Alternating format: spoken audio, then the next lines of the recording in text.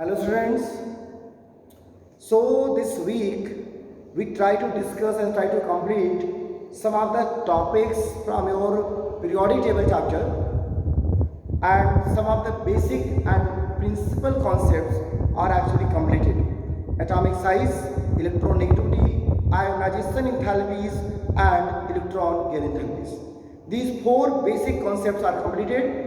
We can revise these four topics and attend some of the questions, so that can be improve your knowledge in these four topics actually. Students, all these four topics are very important to describe different inorganic properties whenever you are going to learn in the upcoming lectures. So first try to attend some of the questions from the book that will describe you about the atomic size and knowledge of atomic size. Compare the radii of H atom, H plus ion and H minus ion. So I explained already, the cations are smaller than their parent atom and anions are bigger than their parent one. So if we compare the hydrogen with H plus and H minus, so there must be H minus will be with a higher atomic size, ionic size, then H, and in the last H plus. That will be very easy now. Mg plus 2 is smaller than O minus 2 in size, though both have same electronic configuration. Students, you are knowing with the same electronic configuration means isoelectronic condition, the cations are always smaller than anions because of high effective nuclear charge in the case of cations with isoelectronic condition. That is the only reason why cations are smaller than anions with the same number of electronic configuration, same number of electrons. You can arrange also the different species given in increasing or decreasing order. Atomic radius of lithium is 1.23 angstrom and ionic radius of lithium plus is 0.76 angstrom. Calculate the percentage of volume occupied by single valence electron in lithium. Students, volume of single electron or in a particle, you are knowing whenever we are going for a calculation of volume, we are actually using the formula of volume of sphere, that is 4 by 3 pi r cube. With the help of this formula, you are able to calculate the volume also. Lithium plus the radius is given 0.76 angstrom and lithium 1.23. Just apply 4 by 3 pi r cube to calculate the volume they ask about. That will be easy to calculate. So there is a question that is actually solved question that is given, and the value is, you can calculate. Actually there is question, calculate the percentage of volume occupied by single valence electron in lithium. Single valence electron. So you can calculate what will be the single valence electron volume in the lithium. Just first compare the lithium volume, that will be lithium plus volume, then volume occupied by 2s subcell, you can calculate, and then after what will be the value.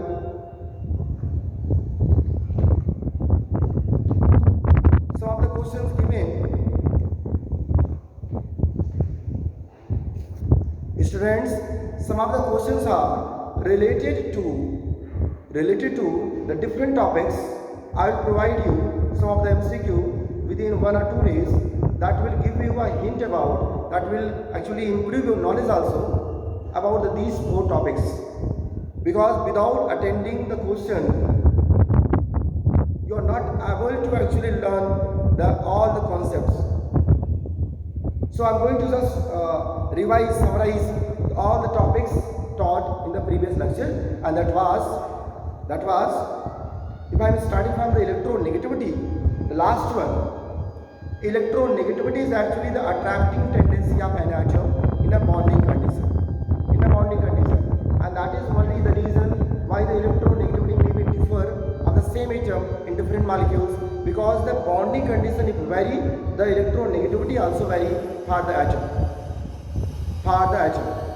If we are having same atom in different condition, it may be possible with a different electron negativity. For example, what I take a carbon sp3 condition, sp2 condition, sp condition, attached with chlorine, attached with carbon in CS3. There are different possibilities. For example, one more. If carbon is +4, if carbon is +2, if carbon is -4, there are many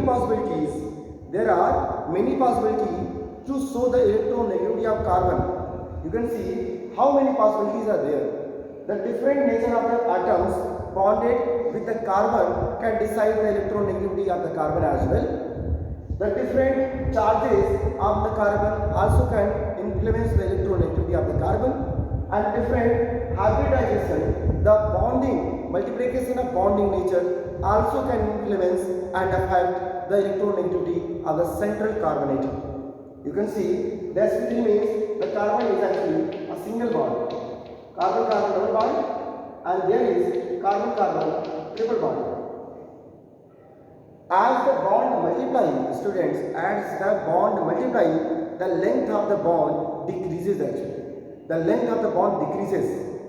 Means the triple bond is smaller than double is smaller than single. With a decrease of bond length, the nuclear charge increases and having more tendency to attract the electron pair, the shared electron. This is the reason the sp hybridized carbon having great electronegativity than sp2 and sp3. And this is the only reason if I am comparing